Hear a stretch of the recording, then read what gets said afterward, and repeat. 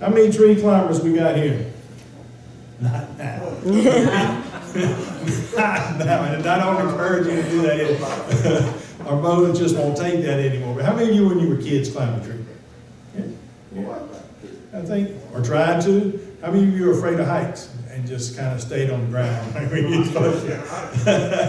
There's a mixture of both. But we're going to be talking about a tree climber here today, and in Zacchaeus.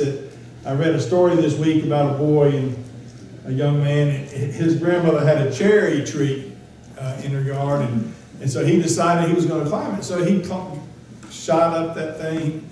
He had to jump to get to the first branch, but then pulled himself up. Maybe you've had to do that. You tree climbers know what he's talking about. And branch by branch, he climbed to the top until where the branches were too small for him to go up any longer, and he just sat there.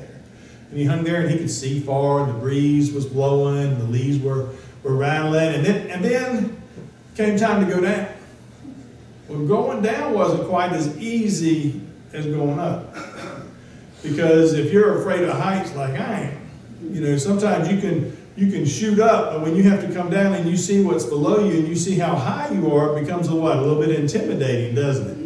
And so he looked down, and all he could see was the branches below him, between him and the ground, and how far that was. But slowly, with them white knuckles, when you hold something real tight, he made his way to the ground. And the excitement he felt was just enormous. And though it was frightening, his knees were wobbling from having climbed down, it filled his heart with some joy. And so much so that he became like a monkey. He would climb that tree all the time, up and down, up and down. It wasn't nearly as scary as it was the first time. Can you remember the first time you climbed a tree? A long time ago, yeah. Well, just pretend. For those of you who climbed a tree, and maybe you experienced that, it's a little bit scary, isn't it? It's a little bit scary because you're not real sure about the branches. You're not real sure about how much weight they'll hold. It's a little bit out of your box the first time you go up there, and after a while you get to where you can do it good. How many of you ever sat on a branch? Sat on a branch and looked out?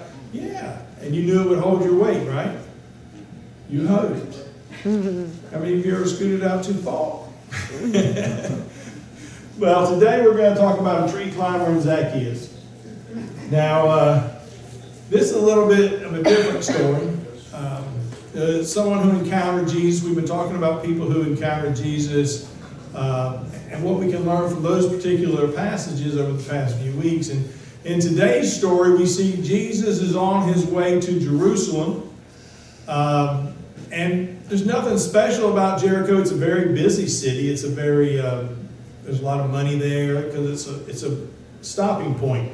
And that's what it is for Jesus. It's kind of a stopping point. We don't hear that, well, he's going there to preach or he's going there to do some healings. He's just kind of passing through. But Jesus' reputation as a miracle worker, as a healer, had spread to this area. And so people wanted to see him. They wanted to see, who is this guy? Who is this miracle worker? Who is this Jesus that people have been talking about? And so they gathered.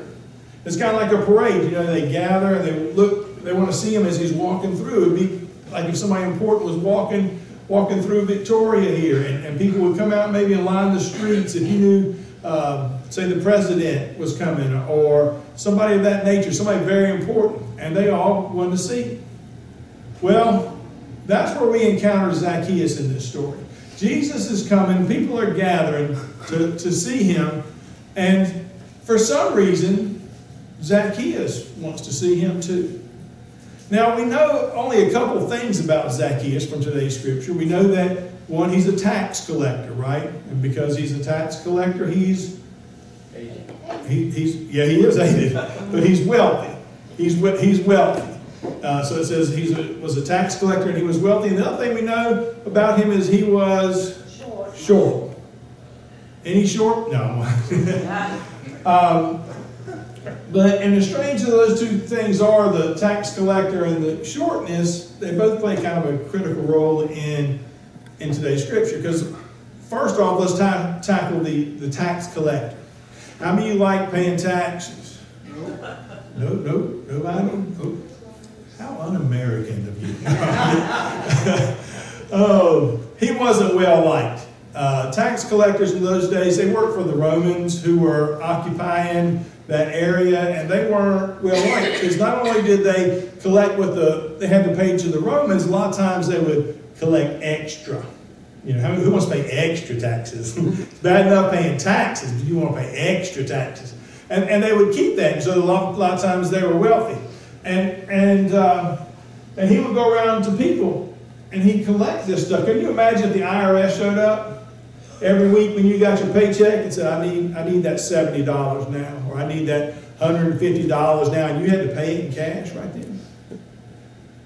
How long do you think it'd be before there's a revolution? Right? Because we don't even notice the taxes being taken out of our paychecks that much. I mean, we just get a check, we know how much it's going to be, and we don't worry about it. But if you actually had to hand over that money to somebody, let's say every week Billy went around and said, I need, and then he added some for himself, there'd be a lot of hatred there, wouldn't there? He is not popular. Not popular, not liked, actually probably hated by the people of that area. He probably has a small circle of friends.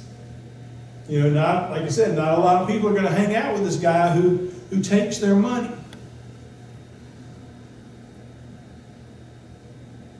And I'm sure nobody was going to put him to the front of the line to see Jesus. Right? Nobody likes him. He wants to go see Jesus. He's short. Short people to the front, right? You get your picture taken. So I'm sure they were probably doing it, you know, giving him a little shot there, maybe just like, get out of the way, shorty. And he still was persistent, wasn't he? Did he just give up and go home? No, he had this desire to see Jesus. And so he went back and he climbed up in a sycamore tree. He climbed up there high enough to where he could see Jesus along the route, right? That's where his shortness comes in. You see, his shortness drove him to climb that tree. His unpopularity, we're going to talk about a little bit more in just a minute. So he climbs this tree, and what happens? What happens next? Jesus comes by and does what? Calls him by name. Calls him by name. Very good. It says, Zacchaeus, come down. Zacchaeus, come down. He didn't say, hey, you. He didn't say, come here a minute. He said, Zacchaeus, come down. Now, how many of you like to hear your name used? Be honest here. You don't realize it, but you do. You like to hear your name. It makes you feel what? Important. And you are important. Only time you don't want to hear your name is when your mama calls you. And she uses all three names. Charles Kenneth Hall, you know there's trouble coming, right? That's the time you don't want to hear, when they use all three names. But beyond that, you know, when I used to train waiters, I say, get the customer's name. If you get the customer's name and use it, you'll get a bigger tip. And sure enough, you will. Because they feel important. They feel a kinship. They feel like you're a friend, right? They feel welcome if you use their name. So if somebody, a waiter, uses your name, just know they're trying to get a bigger tip. No, I'm just playing. But the fact of the matter is that we do feel important. And Zacchaeus does what? Does he hesitate? Does he fall out of the tree? Because that's probably what I would have done if he had said, Kenny, come down here. I'd probably just, and fell down, right? No, he comes down immediately. It says he immediately came down. Now, I wonder if he was sitting there thinking, how does he know me? You know, Luke doesn't tell us how he knows him. But I wonder when he calls his name, when he says, Zacchaeus, come down, I wonder if it went through his mind, how does he know me? Has somebody told him about me? That I'm a tax collector? Is that how he knows me? How does he know me? I've never met this guy. He's a stranger. How does he know my name? It adds some questions, doesn't it? Have you ever thought about that? How do you know Zacchaeus? He knows everybody. He knows their name, that's right. There was an old pastor who was dying, and this young minister came to him and said, "Is there anything I can do for you? Is there anything I can read to you?" And he said, "Read chapter 1, Chronicles chapter 1. 1 Chronicles chapter 1. And he said, okay. And he opened it up and he started reading. Now, if you're familiar with that, chapter 1, it is a genealogy. And it is nothing but a list of names for 54 verses. Somebody said there was over 200 names in there. But he read each of those Hebrew names, which are hard to pronounce. He read each one of them to this pastor. And at the end, the pastor said, "Amen." And he said, "You know, I'm just curious." He said, "Why did you have me read that particular chapter? How does that bring you comfort?" And the old pastor said, he said he knew each of their names. God knows all our names. Doesn't he? Not only does he know our names, he knows what's in our heart. Doesn't he? He knows all about us. And he loves us anyway. That's what I like. He loves us anyway. Even though we're not worthy, he loves us. Even though Zacchaeus was a sinner, he knew his name. Right? Because why? Because he was what? He was one of his children too. He was one of God's children too. And he was important. You know, a lot of times we think sinners aren't important. They're just sinners. They're most important. They're most important. What does it say in the last verse? Jesus didn't come to save those that were good. He came to save those who were lost, right? Have you ever been lost? We've all been lost at some point. You ever been a sinner? Yes. Yes. Oh, something we can all agree on. You still a sinner? Yeah. We all works in progress. It's okay. You're in good company here. We're all works in progress. I don't see no perfect people out there. No. So Jesus knew his name and he invited him to come to dinner. That was a big honor. Hospitality was big, but to be chosen to host somebody was a big honor back then. So he not only was recognizing Zacchaeus, he was putting him in a place of honor to host him for dinner. And so they go there, and we don't know what Zacchaeus was thinking, although he had to be surprised, right? I mean, not his wildest dreams did he think Jesus, this miracle worker, this healer, was going to stop, recognize him by name, and ask to come and stay the night at his house. I'm sure he never imagined that. So we're not sure what he's thinking when he's walking, but we do know what the crowd's thinking, don't we? The crowd's grumbling. You ever been a grumbler? Don't raise your hand. I know most of us have grumbled at some time. But they're being grumbled, right? Why would he honor this sinner? Why would he go to his house? Why didn't he pick me? I'm better than him. I have better food. You know, whatever it is. Has he seen my casserole? It's nice. I do a good casserole. But for whatever reason, they didn't like the fact that Jesus was honoring this sinner. Now, how many of us have been jealous because somebody else has been honored?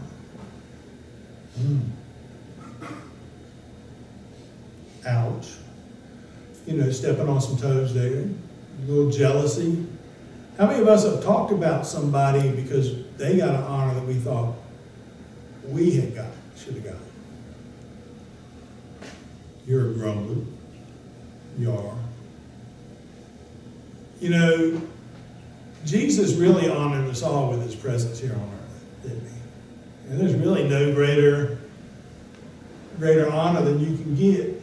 The earthly honors will fade away, and no one will know about your trophies. No one will care about your high school letters. Nobody's going to care about your Salesman of the Month award. It's all going to fade away. It's all going to be gone. You've already been honored, haven't you? As Christians, Jesus gave you something to come and live within your heart.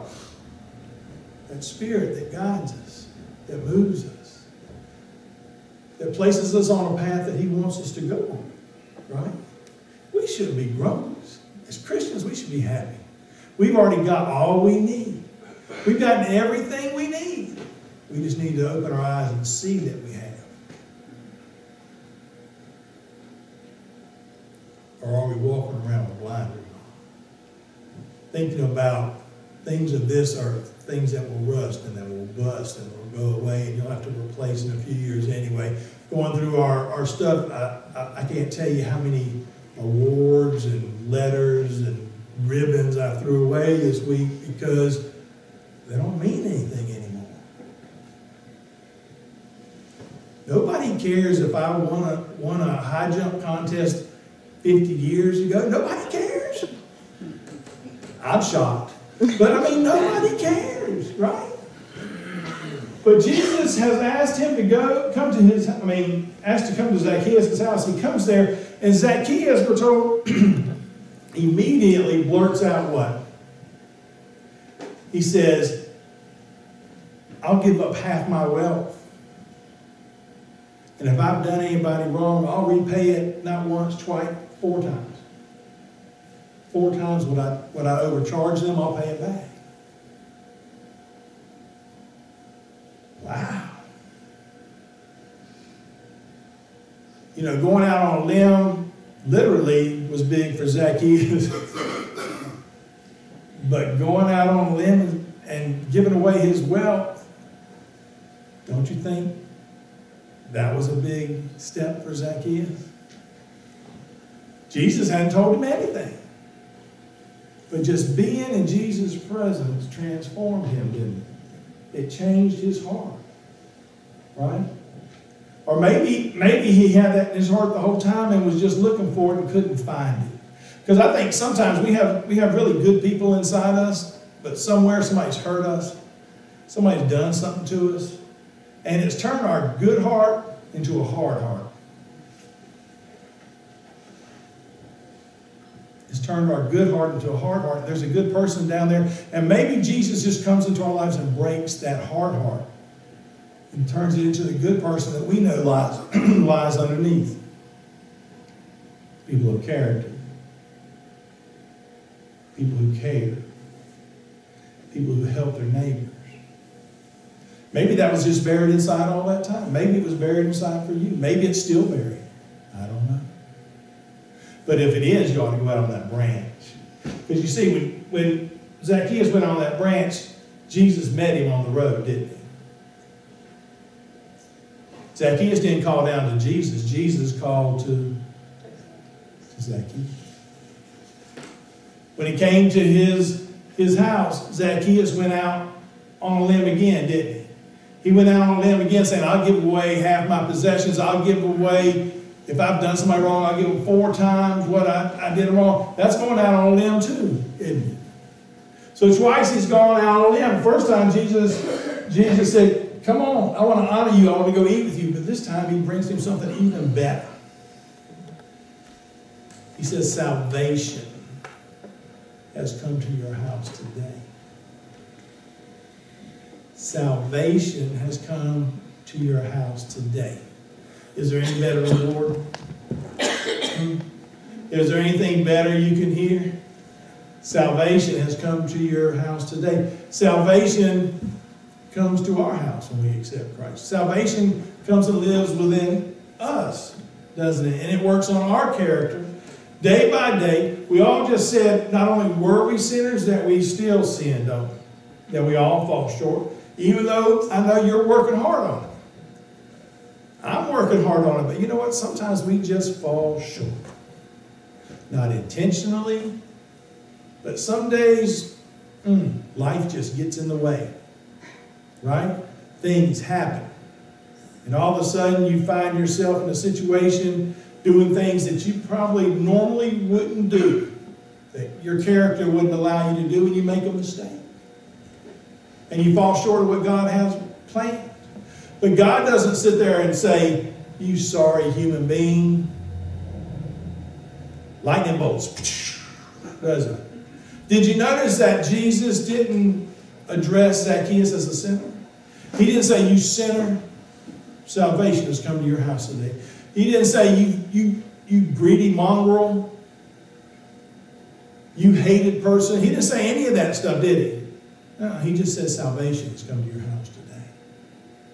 Because just like us, Zacchaeus was a sinner. The thing is, sometimes we think our sin's less than somebody else's sin.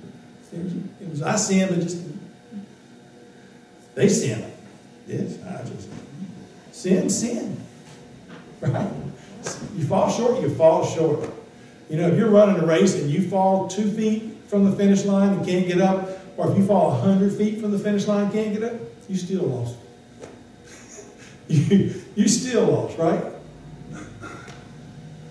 Sin is sin. But Jesus tells them, salvation has come to your house today. Has salvation come to your house? Does salvation rest in your heart? Do you live a life differently? Has He uncovered those things that only God can see? I can't see them. You know, I can see what you look like on the outside. I can't see what you look like on the inside. God knows your heart. God knows your name. He says, step out on a limb for me. Go out there and I'm going to meet you there and I'm going to give you more than you ever expected. Zacchaeus never expected salvation to come to his house that day when he climbed out on a limb. God says, climb out on a limb. Go out of your box and I'm going to surprise you. I'm going to surprise you. I'm going to honor you with more than you could ever anticipate. Climb out on that limb. I know you're saying, I'm old, I can't even jump over a twig. That's me. I can't even jump over a twig. I ain't talking about literally climbing a tree. What I'm saying is go out of your box. Take a chance. Trust God with something you've never trusted Him before. Clean out those dark places in your heart that you've been holding on to. Let Him empty your cup so He can fill it, and He'll fill it with His goodness. So that every day and all that you do and all that you say will honor God. But you're probably going to have to go out on a limb for that. Are you willing? Are you able? Can you do it? Can you be transformed so that God can honor you in new ways? That's the question. And I hope the answer is yes. Yes, I'm willing. Yes, I'm able. Because no matter how good we are, we can always get better. And all God's people said, amen.